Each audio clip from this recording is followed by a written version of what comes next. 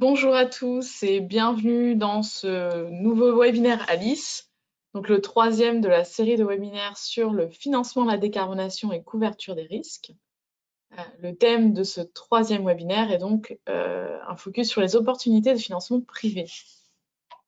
Pendant que l'ensemble des participants arrivent, je vais vous rappeler quelques règles, notamment l'ensemble des présentations vous seront envoyées à la fin de ce webinaire. Pendant les présentations, seuls les intervenants peuvent prendre la parole, bien sûr, mais n'hésitez pas à poser vos questions dans le chat au fur et à mesure des présentations. Il y aura des sessions de questions-réponses qui seront prévues à la fin de chaque intervention. Et bien sûr, n'hésitez pas à nous faire part de vos suggestions pour la suite. Alors, pour entrer dans le vif du sujet, aujourd'hui, on a bien sûr toute l'équipe Alice qui est là pour l'organisation de ce webinaire. Et pour les présentateurs d'aujourd'hui, on a bien sûr Céline Wittrick de Enea Consulting qui a mené l'étude couverture de risque de financement de projets d'efficacité énergétique sur laquelle cette série de webinaires est basée. Magali Schweitzer de la Banque de la Transition énergétique et Benoît Decour de Falcor qui vont pouvoir vous présenter les financements proposés par leur structure. Et donc, maintenant, pour rentrer avant de rentrer dans le vif du sujet, simplement une présentation très courte d'Alice. Donc, l'Alliance Alice a pour objectif d'accélérer collectivement la mise en œuvre de l'efficacité énergétique et de la décarbonation de l'industrie. C'est une structure d'animation indépendante qui a actuellement une cinquantaine de membres dans sa communauté. L'objectif de nos actions, c'est de favoriser l'émergence de nouvelles solutions et de pouvoir accompagner l'innovation dans une approche transverse en rassemblant l'ensemble des industriels de la chaîne de valeur. Voilà, donc on propose à nos adhérents notamment des travaux collectifs, des études sur les problématiques de la décarbonation, comme celle sur la couverture des risques de financement sur laquelle se base cette série de webinaires. Notre objectif est bien sûr l'initiation de projets collaboratifs et puis des événements pour animer la communauté autour de la problématique de la décarbonation, comme le webinaire de ce jour. Voilà. Et donc, nous avons actuellement une communauté d'une cinquantaine d'adhérents et partenaires sur lesquels on peut s'appuyer pour faire ce type d'événement comme aujourd'hui. Voilà, et donc maintenant, je vais laisser la parole à Céline Wittrick pour vous parler plus précisément des opportunités de financement privé. Merci Lucille, bonjour à tous, bienvenue dans ce troisième webinaire. Donc Céline Wittrick, je suis manager chez Enea Consulting et donc j'ai participé à l'étude sur laquelle, comme le disait Lucille, ces webinaires sont basés, étude qui avait pour sujet les enjeux liés au financement des projets d'efficacité énergétique dans l'industrie qu'on a mené en 2020, qui est accessible pour les adhérents d'Alice. Donc c'est une étude, voilà, je reviens rapidement sur l'étude pour ceux qui n'étaient pas au précédent webinaire. Les autres, vous devez commencer à bien connaître. Mais c'est une étude sur laquelle on a fait une cartographie complète en fait, des risques liés à ces projets d'efficacité énergétique dans l'industrie. En face des risques, on a aussi regardé quels sont tous les instruments de couverture. Et puis, on a illustré l'étude avec des retours d'expérience concrets sur des cas de projets industriels. Donc voilà, c'est une étude qui est disponible pour les adhérents et à partir de laquelle on a mis en place ces webinaires pour compléter et creuser certains de ces sujets. Si on passe au slide d'après, donc du coup, et rapidement, ce que vous pouvez trouver dans l'étude, c'est une cartographie selon un peu trois angles, l'angle projet, les typologies de projets d'efficacité énergétique dans l'industrie, les risques associés, les instruments de couverture de risque, et puis des sortes d'outils à la décision qui guident le lecteur en fonction du type de projet, en fonction du type de risque, quels sont les instruments les plus adaptés. Donc ça, c'est rapidement pour revenir sur le contenu de cette étude, qui a d'ailleurs aussi un exercice qui est disponible pour tout le monde sur le site d'Alice. Donc rapidement, ici, vous voyez la cartographie, la vision synthétique de la cartographie des risques qu'on a pu faire dans l'étude, qui sont divisés en 4 grandes catégories, internes, externes, opérationnels et financiers. Et puis, donc finalement, le webinaire d'aujourd'hui va plus spécifiquement focalisé sur des instruments qui permettent de couvrir des risques financiers. Donc en face de ces risques, on a un certain nombre d'instruments de couverture.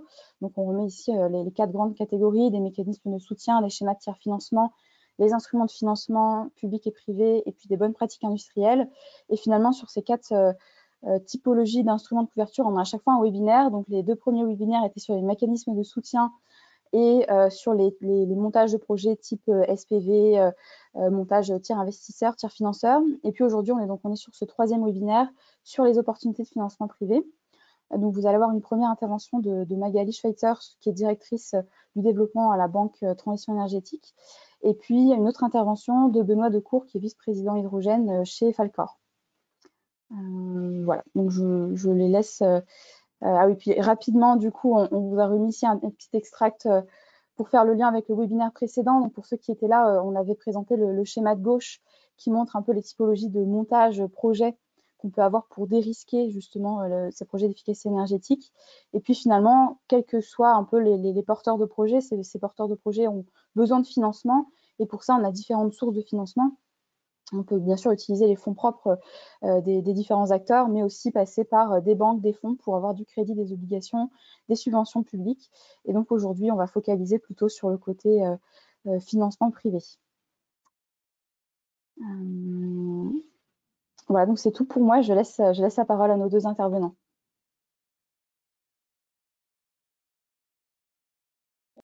Donc, merci à Alice et à l'Alliance Alice à Enea pour leur invitation à ce webinaire. Donc, je suis Magali Schweitzer, donc je suis directrice du développement de la transition énergétique au sein de la Banque Populaire Auvergne-Rhône-Alpes, dans une équipe dédiée à la transition énergétique.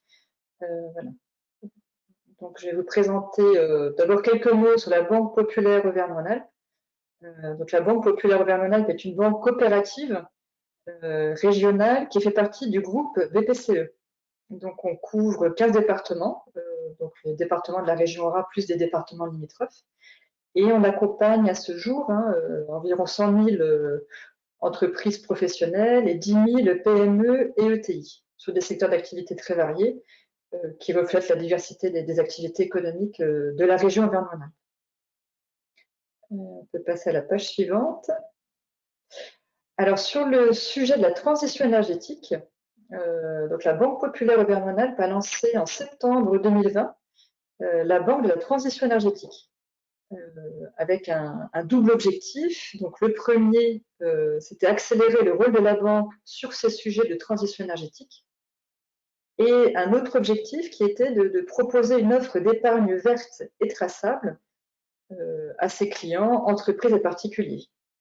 Donc sur ce volet épargne verte traçable, concrètement, nous avons lancé en septembre différents produits d'épargne, des livrets pour les particuliers, des comptes à terme pour les entreprises.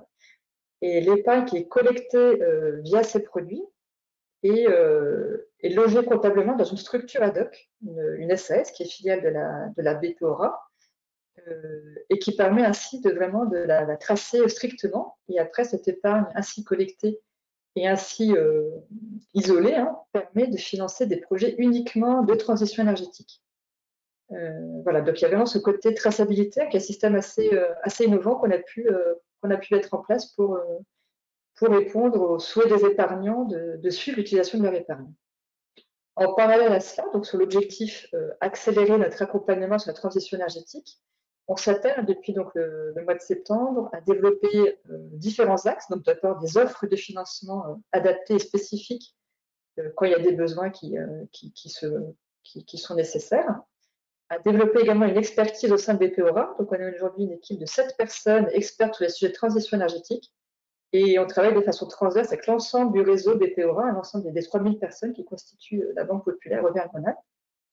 Et on est également en place, on est en train de mettre en place des partenariats avec des entreprises techniques qui auront pour but de faciliter les projets de transition énergétique chez nos clients, pour les aider voilà, à monter les projets, à s'y retrouver également dans les différents dispositifs qui peuvent exister pour ces projets. Donc depuis le mois de septembre, on a pu collecter à fin mars, ça c'est les chiffres à fin mars, 108 millions d'euros d'épargne, ce qui est un montant important d'épargne sur ce délai par rapport à d'autres produits qu'on avait pu comparer. On a à ce jour réalisé près de 60 millions d'euros de crédit. Et l'objectif, c'est que dans les prochains mois, on a un taux de couverture de cette épargne d'au moins 70%. On ait bien 70% de cette épargne qui soit utilisée pour du financement de transition énergétique. Voilà donc pour les objectifs de la Banque de la transition énergétique. Et vous trouvez ici donc le montage qu'on a mis en place pour pouvoir assurer la traçabilité de l'épargne. Donc l'épargne, c'est ce que vous voyez sur les flèches vertes en bas, est bien collectée par BPORA, mais ensuite comptablement, elle est logée dans une structure ad hoc. Et ensuite, les prêts sont réalisés par BPORA, mais sont refinancés par cette épargne et cette ressource dédiée au financement de la transition énergétique. Et les épargnants, voilà, tous les mois reçoivent un reporting financier qui leur permet de voir où en est cette collecte et l'utilisation qui en est faite. Voilà, pour en finir sur la présentation de la Banque de la transition énergétique, vous trouvez ici nos champs d'action. Donc, il y a tout le sujet des énergies renouvelables. Donc, on finance tout type d'énergie renouvelable, électrique et chaleur, et puis de récupération, et des projets de toute taille. Ensuite, sur l'efficacité énergétique, on est présent également auprès de tous nos clients, donc à la fois pour les particuliers, les entreprises et les industriels. Et sur le troisième axe, donc innovation et territoire durable, donc là, c'est les enjeux qui ont vraiment un lien avec le territoire, donc l'écomobilité, l'économie circulaire, tout ce qui concerne l'air et l'eau. Et on a aussi des enjeux qu'on est en train de suivre sur l'hydrogène, sur le stockage d'énergie et l'énergie décentralisée. Donc voilà, on est bien présent sur le sujet qui nous concerne aujourd'hui d'efficacité énergétique des entreprises et sur l'industrie, vraiment sur le sujet de décarbonation de l'industrie. Alors, les outils bancaires pour financer justement cette décarbonation de l'industrie, on va retrouver les outils bancaires, je dirais classiques, avec tout le panel qu'on peut appliquer pour des financements. Donc, vous avez ici une synthèse de ces outils. Donc, le crédit corporate classique, le crédit bail et du crédit en financement de projet ou tiers financement selon la configuration du projet. Je vais vous les détailler ensuite, ces différents outils, mais schématiquement, le crédit corporate, ce qu'on va financer, c'est l'entreprise utilisatrice. Et si on peut peut-être revenir à la page d'avant. Voilà, et l'analyse de risque, elle va vraiment être portée sur l'entreprise et les garanties associées. Et la comptabilité pour l'industriel sera en dette. Sur le crédit bail, on finance bien également l'entreprise utilisatrice, avec l'analyse principalement équipement et corporate. Et pour l'industriel, la comptabilité se fera en charge dans les normes comptables françaises. Enfin, sur le financement de projet, on finance là une société de projet. L'analyse sera vraiment principalement portée sur le projet, ses flux. Et dans le cas où on est du tiers financement, si l'industriel n'est pas partie prenante dans l'SPV ou selon le type de montage qui est mis en place, ce sera une charge. En plus de ces outils bancaires de financement qu'on met en place, on a aussi identifié des partenaires techniques spécialisés sur les sujets d'efficacité énergétique et de décarbonation de l'industrie qu'on peut mettre en relation avec nos clients qui ont besoin de cet accompagnement technique. Voilà, donc maintenant je vais détailler les différents schémas de financement. Donc sur le financement corporate, donc comme on voit là, c'est bien l'entreprise utilisatrice qui est financée. Donc comme ça a été présenté, je crois, précédent webinaire, sur les sujets de décarbonation de l'industrie, l'entreprise peut avoir des aides qui se font sous forme d'aide d'investissement qui arrivent par différents opérateurs de l'État. Et il y a également un mécanisme de certificat d'économie d'énergie qui peuvent aider à mettre en place le financement. La Banque populaire Auvergne-Rhône-Alpes, on intervient donc en crédit, on vient financer le reste à charge de ces financements. Donc, dans le cas d'un financement corporate classique, les caractéristiques du financement, donc on finance à la fois du financement matériel et immatériel. Par exemple, les études d'ingénierie peuvent bien être financées également dans ce cadre. Les garanties seront portées par l'entreprise utilisatrice, avec tout un panel de garanties possibles en fonction de l'objet, donc du nantissement, de l'hypothèque ou de la caution sur la holding. Les durées, donc on peut être des durées de court et moyen terme. En règle générale, ça va être du 7 ou 8 ans sur des objets de décarbonation de l'industrie. Et le montant, on n'a pas de montant minimum pour ce type de financement. Et le montant maximum se fera vraiment en fonction de l'analyse de l'entreprise et des financements qu'on a déjà auprès d'elle. Sur la page suivante, donc voilà, c'est vraiment pour les facteurs clés du financement, la façon dont on va analyser ces financements. Donc, on va tout d'abord regarder, comme je l'ai indiqué, ça va être une analyse entreprise. Donc, on va vraiment regarder la solidité de l'entreprise qui investit dans le projet, faisant une analyse financière, à la fois l'EBITDA, les fonds propres, le taux d'endettement. On regardera aussi la capacité d'autofinancement. Et on fera aussi une analyse du business plan d'entreprise et une analyse sectorielle.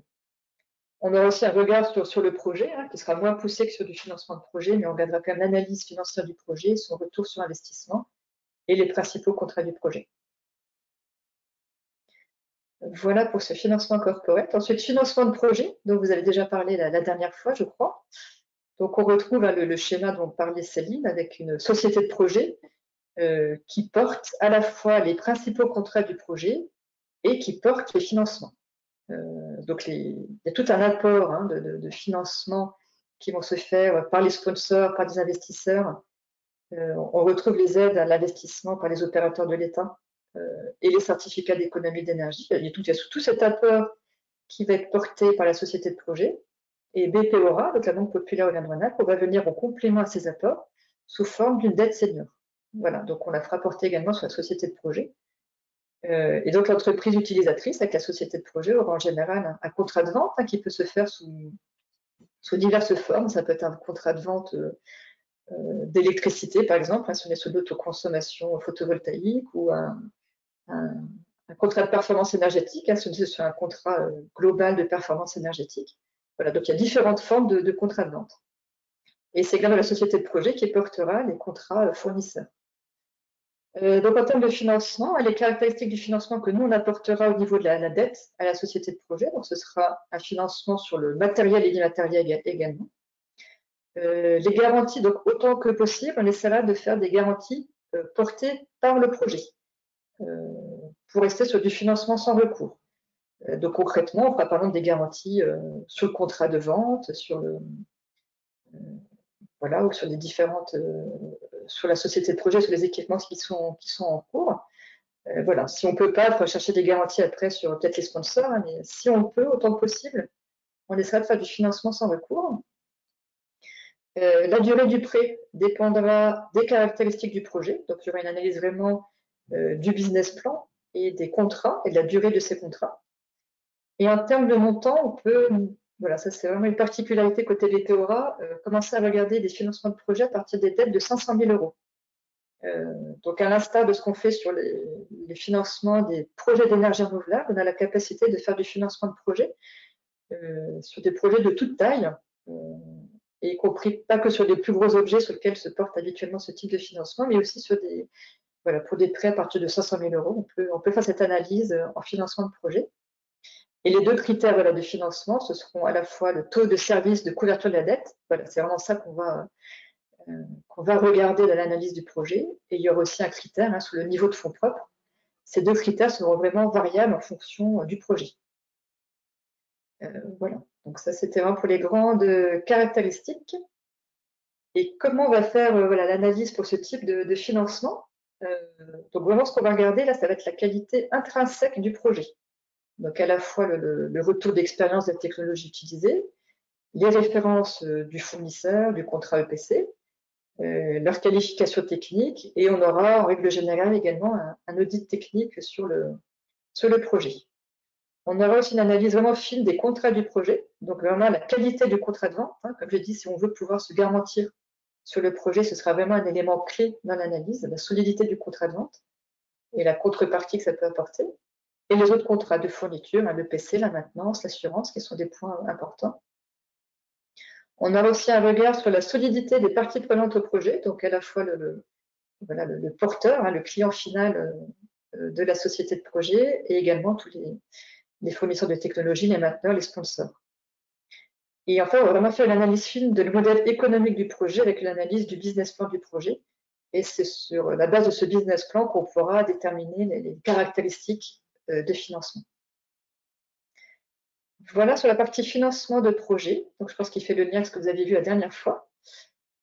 Et enfin, le troisième type de schéma qu'on peut mettre en place, c'est donc des schémas sous forme de crédit bail.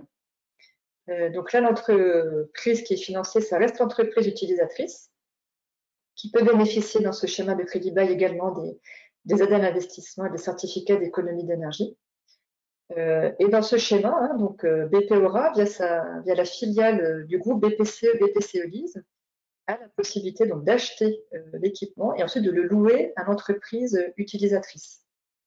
Donc là, en termes de financement, on est vraiment sur du financement matériel. Et à l'issue du crédit bail, il y a un transfert de propriété qui s'effectue envers l'entreprise utilisatrice. Et là, la durée va vraiment se faire aussi en fonction des caractéristiques de l'équipement, parce qu'en règle générale, sur quelques années de location. Donc en termes d'analyse, hein, ce qui va être particulier ici, hein, c'est qu'on a vraiment une analyse de l'équipement. Donc on aura à la fois une analyse de la nature de l'équipement et de la valeur du bien à financer.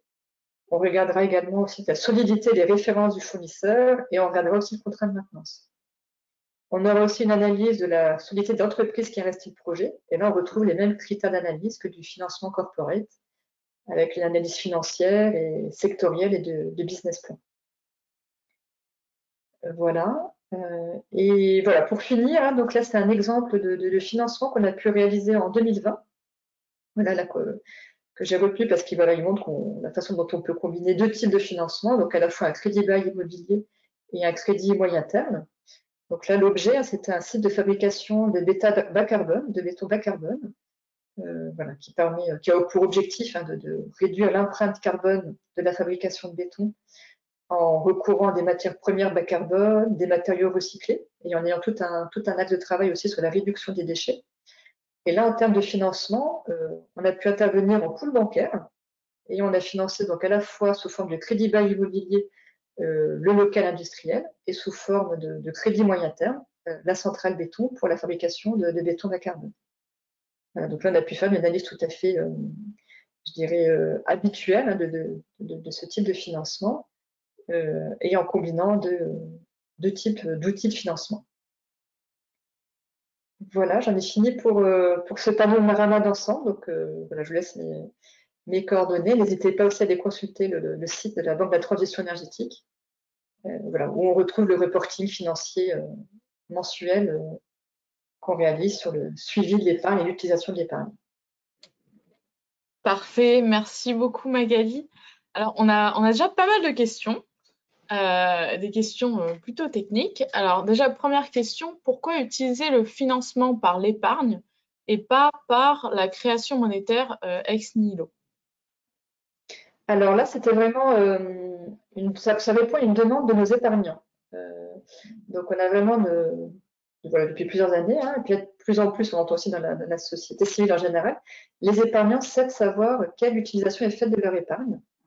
On avait d'ailleurs fait l'étude de marché qui avait permis de le mesurer. Donc c'est vraiment pour répondre aussi à cette demande des épargnants qui ont envie que leur épargne soit orientée vers du financement de la transition énergétique et environnementale. Donc c'est vraiment pour répondre aussi à ce besoin et à cette demande de participer aussi à la transition énergétique et environnementale via son épargne. D'accord. Alors ensuite, une question de nouveau un peu technique. Alors, en quoi consiste concrètement le financement sans recours? Alors le financement sans recours, ça veut dire qu'on va pouvoir se garantir exclusivement sur le projet. Donc c'est ce qui se fait classiquement sur les projets d'énergie renouvelable actuellement. Donc dans le financement, les garanties vont porter en fait, on va essentiellement se garantir sur si je prends l'exemple de financement d'énergie renouvelable, sur les droits d'occupation des terrains, des sols, et également sur le contrat de vente à EDF, dans le cadre des projets d'énergie renouvelable avec injection sur le réseau. Et on n'a pas besoin d'avoir de garantie sur les porteurs de projets. Donc c'est ça vraiment le sans recours. Et c'est des choses hein, voilà, pour qu'on puisse l'appliquer également sur la décarbonation de l'industrie, qu'on pourrait essayer de regarder également avec, comme je l'indiquais, l'importance du contrat de vente, la qualité du contrat de vente. Voilà, donc là sur les énergies renouvelables, on a un contrat de vente très, très solide sur 20 ans avec EDF, OA. Là, on peut avoir des contrats de vente sur des durées plus courtes, hein, mais voilà, selon la qualité de l'acheteur final, on peut se retrouver dans des configurations similaires. Et en regardant aussi la solidité de l'équipementier, de l'apporteur de l'équipement et du contrat de maintenance qu'il peut fournir derrière.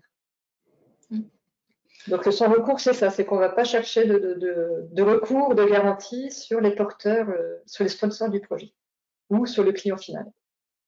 D'accord. Bah, merci pour l'explication. Concrètement, sur tous les modèles financiers que vous avez présentés, quel est le modèle financier le plus utilisé pour les PME industrielles qui souhaitent mettre en place un projet d'efficacité énergétique? On pourra, je pense, pour la plupart des PME, rester sur les schémas classiques de crédit corporate ou de crédit bail immobilier. Donc ça, c'est vraiment ça que je dirais le financement de l'industrie, c'est une activité qu'on pratique largement chez BP Aura. Hein, donc c'est vraiment des outils qui sont utilisés classiquement. Et après, sur la partie financement de projet, là, il faut aussi que c'est dans le cadre, ça va souvent être aussi l'équipementier qui va pouvoir proposer de créer une société de projet. D'accord. Parfait. Et alors, une dernière question. Quel doit être le taux de fonds propres nécessaire pour les projets bas carbone? Alors là, je dirais, ça va vraiment, si on est en société de projet, hein, je pense que ça porte sur ce sujet, ça va vraiment dépendre on va vraiment faire une analyse par projet, il n'y a pas de réponse standard. Alors déjà, dans la partie fonds propres, on va considérer aussi la partie apport de C2E et apport de subventions, le cas échéant, ce qui va permettre quand même déjà d'augmenter la part de fonds propres. Mais après, il n'y a pas de réponse standard. Je dirais que ça va vraiment dépendre de l'analyse du business plan, de la durée du contrat d'achat et de ce que comment on arrive à faire tenir le business plan en fait en fonction de l'apport de fonds propres déjà externe, je dirais public. Hein. La durée du contrat, voilà. Donc ça va vraiment être une analyse sur le business plan. Et pareil, si je refais une analogie avec les énergies renouvelables, parce que voilà, c'est bien maîtrisé, c'est vrai qu'on n'a pas les mêmes apports de fonds propres, par exemple, sur du photovoltaïque avec injection, que sur de la méthanisation, par exemple, qui a moins de retour d'expérience à ce jour. Donc voilà, on a chaque fois une analyse en fonction du projet. Parfait. Merci beaucoup pour la présentation, en tout cas, de toutes ces opportunités de financement de projet. Nous, ce qu'on espère, c'est que voilà, ça va permettre de créer des opportunités et en tout cas que les gens qui sont présents aujourd'hui à ce webinaire puissent en profiter pour porter plus de projets pour la décarbonation. Absolument. Parfait. Donc, c'est tout pour les questions pour l'instant. Je vous laisse, si vous avez d'autres questions à poser, voilà, n'hésitez pas, on pourra revenir là-dessus à la fin de ce webinaire. Et puis maintenant, je vais laisser donc la parole à Benoît Decour pour la présentation des projets notamment financés chez Falcor. Merci, merci Lucille et bonjour à tous et merci pour l'opportunité de présenter ou de témoigner un peu de notre perspective. Je suis également ravi de pouvoir passer après Magali parce qu'il y a beaucoup d'éléments qui vont pouvoir finalement s'articuler également avec ce que je vais dire. Donc simplement une courte introduction sur Falcor. Falcor, c'est un fonds d'investissement qui a été créé récemment. Il a été créé il y a un petit peu moins de 2 ans par Pascal Pénicaud, qui lui vient du monde du renouvelable, puisqu'il dirigeait Tenergy, qui est le deuxième opérateur solaire français.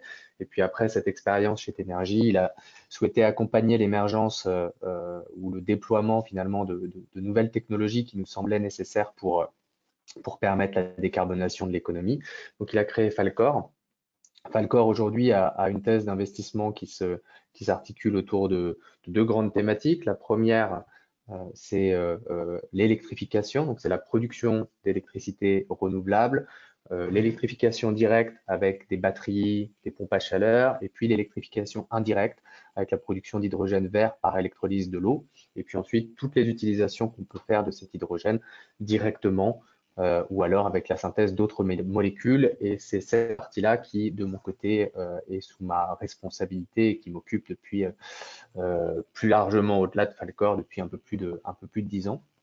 Et puis la deuxième dorsale qui constitue la thèse d'investissement de Falcor, c'est la responsabilité sociale et environnementale et toutes les technologies qu'on appelle parfois civic tech qui permettent finalement aux parties prenantes d'être moteurs de la transition énergétique parce qu'on a la conviction que c'est sur ces deux pieds que doit reposer ou que pourra reposer une transition réussie. Donc ça, c'est un petit peu pour la partie, disons, sectorielle de notre activité. De manière plutôt fonctionnelle et pour faire écho avec ce qui a été présenté précédemment, on a une première enveloppe d'investissement qui est de 12 millions d'euros et qui se fait autour de deux axes, qui peut se faire soit de manière corporate, donc directement au niveau de l'entreprise utilisatrice, soit comme on a pu le voir précédemment à travers des sociétés de projet. Et puis évidemment, on pourrait également le faire de manière combinée, donc articuler un financement au niveau corporate et un financement au niveau de la société projet. D'un point de vue géographique, on travaille principalement sur l'Europe. Et puis pour parler ou pour illustrer un petit peu ce qu'on a pu faire sur ces thématiques ces 2 dernières années, dans le cadre de l'hydrogène qui m'occupe plus particulièrement, on a finalisé 3 transactions, dont 2 ont déjà été annoncées. C'est pour ça que vous voyez ces 2 exemples sur le slide. On a d'abord investi chez un développeur britannique qui s'appelle Protium. Protium, c'est une entreprise qui produit de l'hydrogène vert et qui se destine à des clients purement industriels, soit pour décarboner leurs besoins logistiques, donc typiquement leur flotte de camions, soit pour remplacer leurs besoins de chaleur qui sont aujourd'hui fournis par des énergies fossiles avec de l'hydrogène vert et qui fournit cet hydrogène, comme on dit, as a service pour ces industriels. Donc c'est une entreprise qui est un développeur dans lequel on a investi une première fois en mai il y a plus d'un an, pour vraiment un premier tour finalement très early stage, et puis qu'on a suivi dans leur série A en décembre dernier, qui a été donc la première transaction réalisée par Falcor.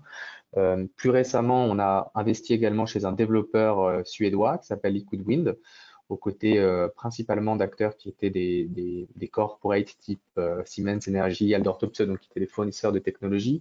Liquid Wind, c'est une entreprise qui développe des projets de production d'électrométhanol. Donc, on a une production d'hydrogène vert par électrolyse de l'eau, capture du carbone, synthèse du méthanol, donc synthèse du carbone et de l'hydrogène pour produire du méthanol, soit pour des marchés industriels, soit pour des marchés maritimes qui sont aujourd'hui le principal marché visé par Liquid Wind, dans lequel on a donc investi, comme pour Protium en corporate, en mars dernier. La transaction vient d'être annoncée. Et puis il y en a une troisième que j'ai volontairement pas indiquée sur ce slide puisqu'on n'a pas encore communiqué, mais qui a été finalisée. Je ne vais pas révéler le nom, mais simplement il me semble intéressant de la mentionner. C'est un développeur qui est portugais, qui travaille également sur la production d'hydrogène vert à des fins industrielles, pour décarboner des secteurs comme le ciment, par exemple. Et dans ce cadre-là, ce qui est intéressant, c'est qu'on a pu intervenir là aussi très tôt en trouvant une solution qui vienne à la fois prendre une participation minoritaire en corporate et puis prendre une participation un peu plus significative dans la première société projet pour permettre au projet d'émerger et en même temps au porteur de rester maître de son histoire. Et je pense que ça va faire le lien avec le prochain slide. Donc sur le slide suivant, sur la base de ces transactions et puis des autres sujets sur lesquels on a pu être impliqué, je voulais partager un petit peu quelques éléments qui viennent à la fois évidemment rationaliser entre guillemets la thèse d'investissement et le positionnement de Falcor, et puis donner un peu de perspective sur ce qui ressort de cette année. Donc, la première chose auquel on a été confronté, c'est évidemment le manque de fonds d'amorçage pour passer un peu ce qu'on appelle la vallée de la mort, ou en tout cas la première phase une des premières phases de développement des technologies. C'est-à-dire que souvent, les porteurs de projets arrivent à financer petits démonstrateurs pour démontrer une technologie au niveau, par exemple, d'un laboratoire. Et puis la difficulté vient au moment des premiers grands démonstrateurs à échelle ou des premiers projets pré-commerciaux pour lesquels on a encore un risque technologique qui existe, même si on peut faire du financement sans recours quand la technologie a été qualifiée, et surtout pour lesquels on a un important besoin financier. Et donc, on est vraiment dans une phase qui est souvent compliquée pour les porteurs de projets pour pouvoir apporter ces solutions aux clients finaux. Et donc, typiquement, dans notre cas, hein, c'est ce à quoi on peut être confronté sur les marchés hydrogène, ou en tout cas sur certaines des applications, hydrogène. Dans ce cadre-là, ce qui est particulièrement vrai, c'est qu'en réalité, il y a plusieurs phases dans le développement du projet. Et le plus difficile dans les entreprises avec lesquelles on a pu travailler, hein, c'est fondamentalement les frais de développement les plus à risque, donc les plus tôt dans le développement du projet, dans la mesure où à ce moment-là, c'est très compliqué pour ces acteurs, qui sont ensuite ceux qui fournissent des solutions aux clients finaux, typiquement aux industriels, d'avoir accès à du financement, puisque quand ils se tournent typiquement vers des fonds infrastructures, les fonds d'infrastructure vont leur dire par exemple, quels sont vos contrats de vente avec vos acheteurs.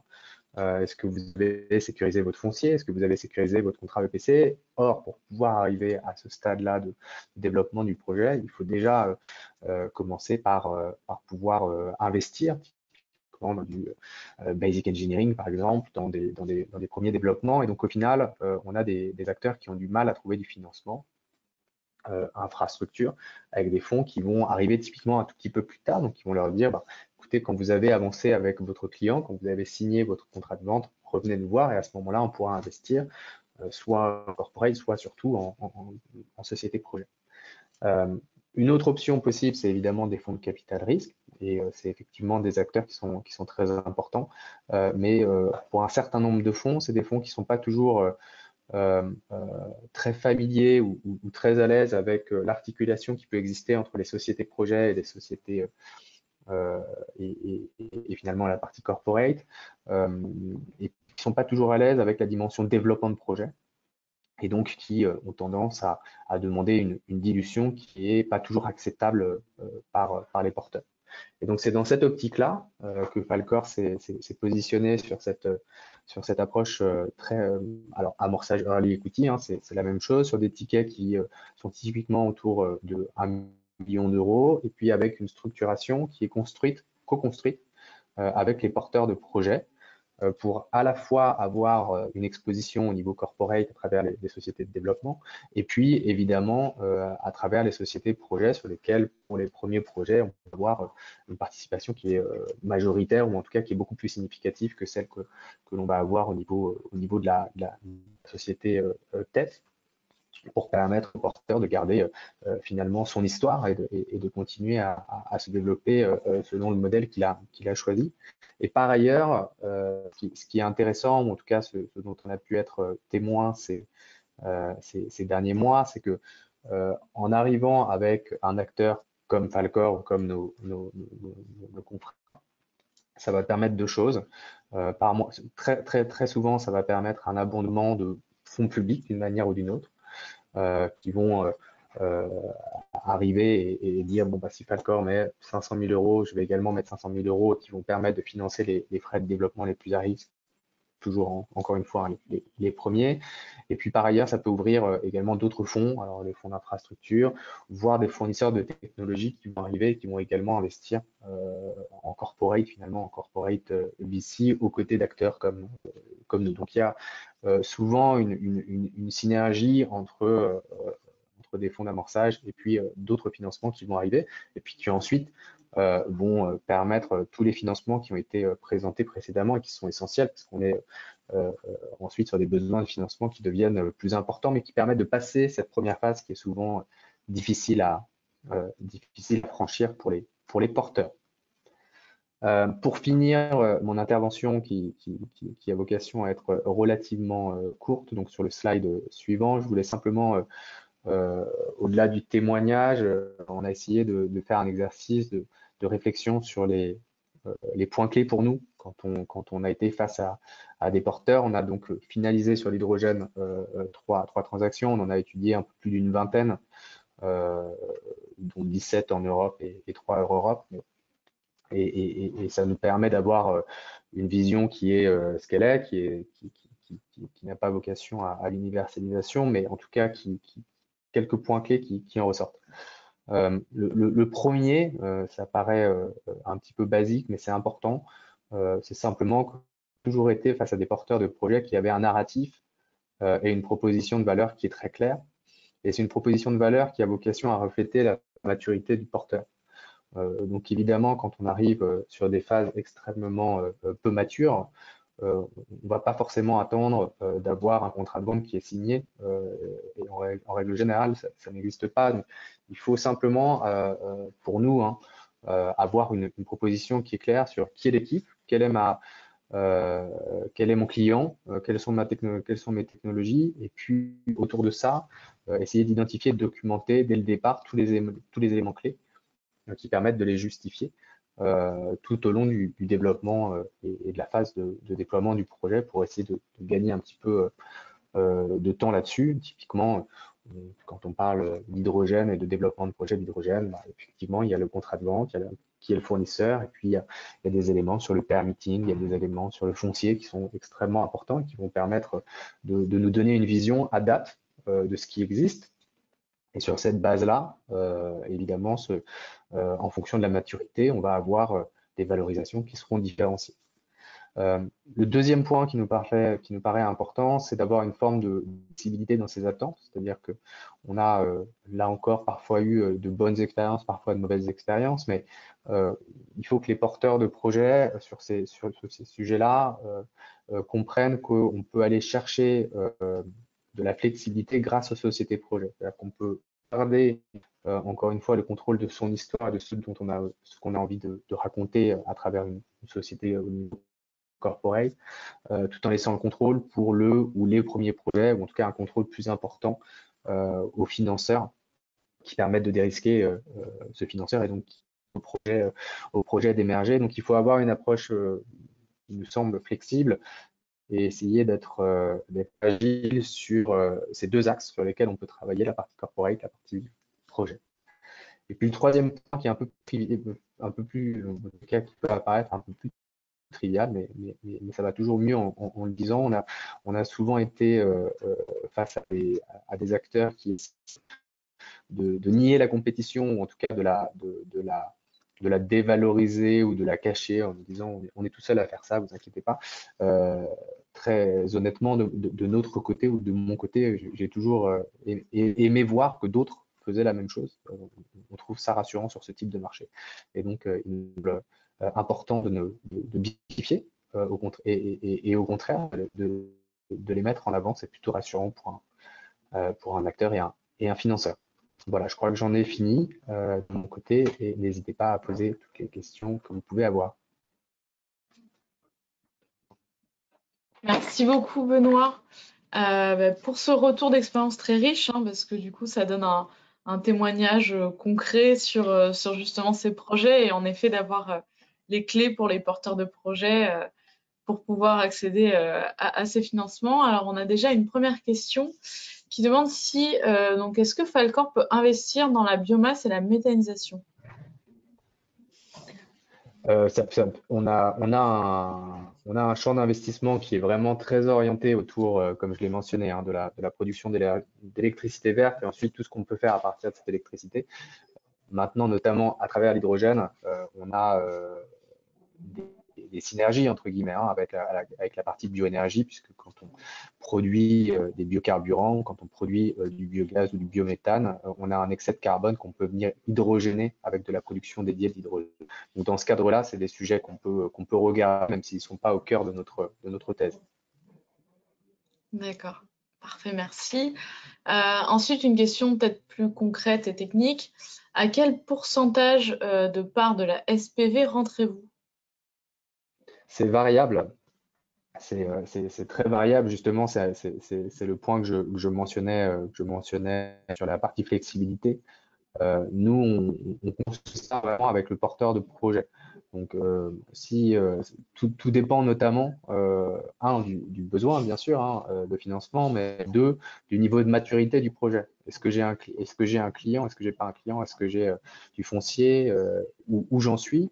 Et en fonction de cette maturité, moins la maturité est importante, plus la part est significative en règle générale. Donc, on n'a pas de min et de max. C'est vraiment en fonction du besoin d'une part et du niveau de maturité d'autre part. Et c'est la même chose au niveau corporate, où on nous pose la question parfois, mais c'est récemment un porteur de projet nous disait mais qu'est-ce que je vaux? Est-ce que j'ai besoin d'un contrat de vente? Et bah, ça dépend. Si vous avez un contrat de vente, vous aurez une valorisation enfin, un contrat de vente bancable et solide, bah, vous aurez une valorisation qui ne sera pas la même que si vous n'en avez pas.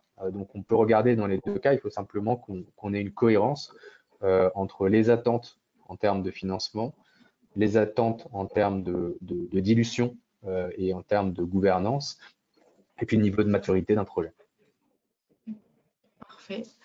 Alors, une dernière question, peut-être avant de passer un petit peu aux conclusions et puis de faire une nouvelle session de questions par la suite. Est-ce que vous avez des projets sur le Power to Heat pour produire de la chaleur haute température à partir de NR? C'est extrêmement précis. Et si oui, dans quel pays? Précis. Non, pour aller vite, on n'en a pas. On a dans les chaînes de Power to X, on a regardé beaucoup de choses. Dans bien des cas, la valorisation de la chaleur est intéressante pour potentiellement produire d'autres molécules, parce qu'on dans beaucoup de cas, on peut aller valoriser de la chaleur qui est disponible pour produire des molécules. On a notamment nous, un projet de méthanol où on va venir valoriser de la chaleur en excès d'une centrale biomasse de production électrique. Mais on n'a pas pour l'instant, en tout cas, de projet dédié sur du power to heat haute température. D'accord, parfait. Merci beaucoup. Donc, Merci. j'ai des questions pour l'instant, mais en tout cas, je vous laisse continuer de les poser. Je vais laisser Céline nous faire une petite synthèse de cette session d'aujourd'hui. Merci Lucille et merci à nos deux intervenants. Du coup, pour faire un petit récap et puis peut-être aussi faire un lien avec le webinaire précédent. Donc, on a vu la dernière fois qu'il y a différents montages de projets qui sont possibles. Donc, soit l'industriel qui porte tout seul son projet. Et puis, dans ces cas-là, on a vu qu'il peut aujourd'hui avoir accès à du financement, soit via des banques ou via des fonds, à du financement corporate.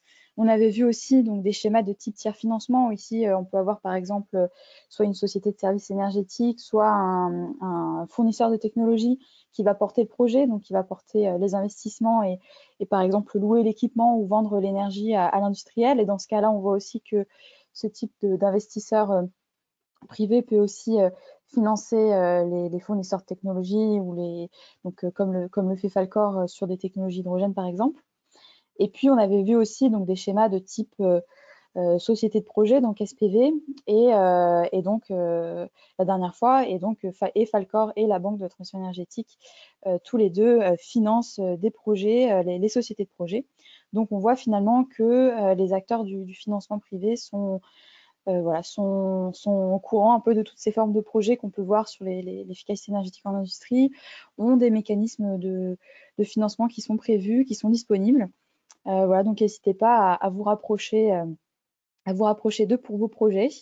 Et puis, donc là, c'était deux exemples. Il y en a d'autres aussi qui peuvent être plus ou moins adaptés à différents types de projets. Donc, on a vu Falcor plutôt sur les premières phases des projets, sur là où on a encore un risque technologique, mais avec des tickets quand même à 1 million d'euros à peu près. Et puis, on a vu avec la Banque de transition énergétique des prêts pour tout type d'entreprise et un accompagnement technique aussi possible. Donc voilà, pour faire le lien aussi avec le webinaire précédent, tout type de schéma ont droit à du financement privé. Et puis, donc pour conclure aussi et ouvrir sur notre prochain webinaire, donc on a beaucoup parlé sur ces deux derniers webinaires de montage de projet, de financement, de portage de projet. Et donc on était plutôt sur des mécanismes de couverture des risques financiers. Et au prochain webinaire, donc début juin, le 8 juin prochain, on aura un webinaire dédié plutôt aux risques opérationnels, aux instruments de couverture de ces risques opérationnels à travers des bonnes pratiques. Et donc, on aurait des interventions donc, de la T2E sur le programme ProVFI, et puis d'Optinergie aussi, et de Sodelec, qui sont des exemples de ces formations et bonnes pratiques opérationnelles. Voilà, donc si vous avez des questions sur ce webinaire, sur les différentes interventions, n'hésitez pas, il nous reste encore 8 minutes.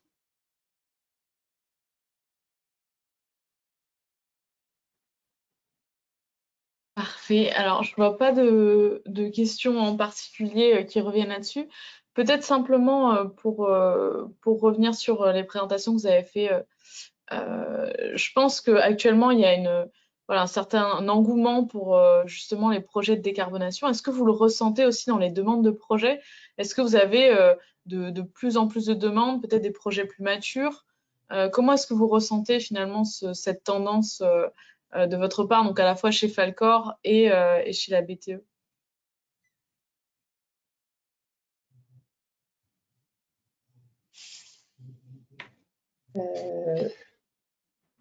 Benoît, ou peut-être, oui, commencer peut-être la réponse du point de vue aussi des clients existants de la banque, des BPORA.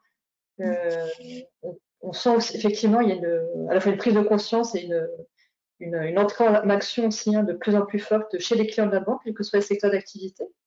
Donc c'est ça que j'identifie, puis donc nous derrière d'accompagner. Et effectivement, nous ce qu'on a ressenti aussi côté banque, c'est qu'il peut y avoir un besoin pour certaines entreprises d'un accompagnement également technique pour aider à faire les projets, d'où notre volonté de proposer de pouvoir orienter nos clients vers des partenaires techniques également, notamment pour bien à la fois sur, je dirais, la conception technique du projet, faire les bons choix au niveau de toutes les solutions qui peuvent exister, et aussi au niveau de la lisibilité des différents dispositifs qui existent, entre les C2E et puis après tous les dispositifs, notamment avec le plan de relance, qui sont assez multiples. Donc, voilà, on sent vraiment une prise de conscience et une entrée en action et un besoin peut-être d'accompagnement pour initier les projets. Voilà, et puis après, sur la partie financement, voilà, comme je l'ai indiqué, les outils existent de notre côté. Mais il y a peut-être aussi cette partie amont mise à pied, voilà, vraiment pouvoir lancer et bien c'est le trouver au moment du lancement du projet, l'identification de ce qui peut être fait.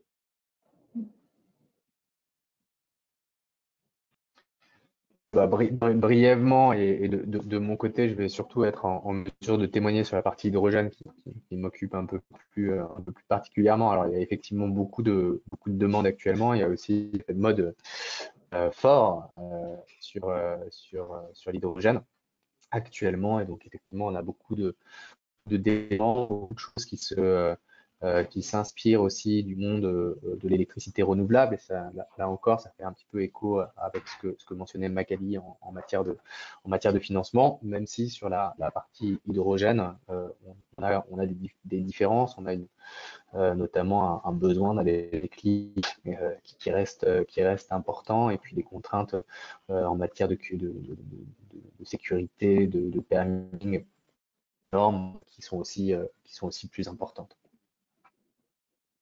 Et alors, j'ai une dernière question à vous deux. Pour les projets ENR, en quoi le financement participatif des citoyens peut venir compléter votre offre de financement? Alors, je peux commencer à y répondre. Donc, le financement participatif, effectivement, il est déjà bien mis en place. Donc, je dirais, il va rentrer dans les différents financements qu'on prend en compte. Et donc, nous, on l'intègre dans les apports en fonds propres, voilà, de façon générale. Et nous, on vient en complément à ce type de financement. Et on accompagne effectivement beaucoup de projets en financement participatif. Déjà, dans le cadre des appels d'offres creux, c'est à ce jour une donnée importante aussi dans les appels d'offres creux. Et au niveau du territoire, on accompagne beaucoup de projets citoyens, soit des centrales villageoises, soit des projets qui font intervenir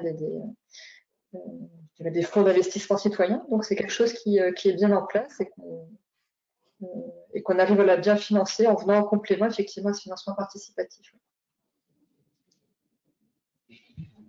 Également, hein, de notre côté, évidemment, on le voit émerger beaucoup sur la partie ENR, mais y compris sur les thématiques qui sont les nôtres, hein, pour donner dans les exemples que j'ai donnés de transactions qu'on a pu finaliser. Liquid Wind en Suède, on développe de l'électrométhanol, on est quelque chose qui n'est pas encore extrêmement commun. Il y a une première phase qui s'est faite avec un financement participatif au niveau corporate de l'entreprise, et nous, comme les autres financeurs, on est arrivé dans une deuxième phase. Donc on a été finalement, ça a été complémentaire, et ça a aussi permis à l'entreprise de se financer pendant quelques mois et de finaliser ce premier tour. Donc on est tout à fait ouvert et surtout tout à fait complémentaire avec ce type de... Parfait, ben, on va arriver à la fin de notre temps. Merci encore à tous les deux pour vos témoignages très intéressants, et en tout cas des présentations de dispositifs de financement dont j'espère maintenant les différents participants auront les clés pour vous proposer des projets parfaitement, donc pour aller plus loin ensemble dans la décarbonation de l'industrie. Merci aussi à Céline, hein, pour l'ensemble de ces éléments.